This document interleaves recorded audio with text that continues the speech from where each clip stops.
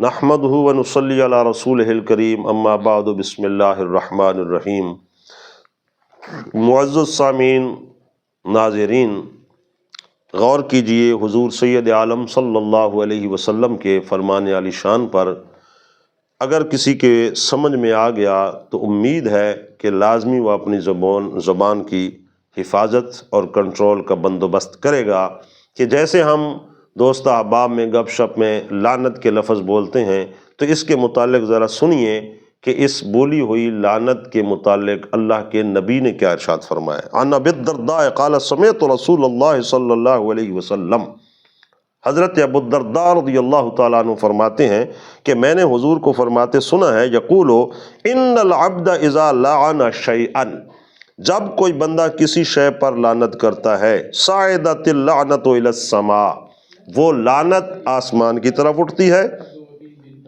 فتغلق ابواب السماء دونہا، پھر آسمان کے دروازوں کو اپنے سامنے بند پاتی ہے، ثم تہبط الی الارض، پھر وہ اس کو اتارا جاتا ہے زمین کی طرف، فتغلق ابوابها دونہا، پھر وہ زمین کے دروازوں کو بھی اپنے سامنے بند پاتی ہے، ثم تأخذ یمینا وشمالا، پھر دائیں اور بائیں اپنا مساغ اور اپنا راستہ تلاش کرتی ہے، فإذا لم تجد مساغا، جب کہیں بھی کوئی راستہ نہیں پاتی، راجعت الی الذی لعنا، تو پھر اس آدمی کی طرف متوجہ ہوتی ہے جس پر لعنت کی گئی تھی، فإن کان لذلک اہلا،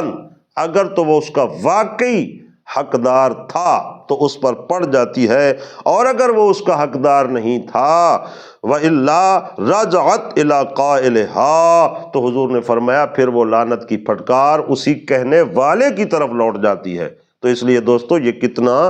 برا کام ہے کہ ہم چھوٹی موٹی بات پر بھی دوسرے پر لعنت کر دیتے ہیں، تو نتیجہ کیا نکلا کہ اگر وہ اس کا اہل نہیں ہے تو دوبارہ کہنے والے کی طرف لوٹ آتی ہے۔ اللہ تعالی ہماری حفاظت فرمائے اور ایسی غلط ملت عادات سے بچنے کی توفیق عطا فرمائے۔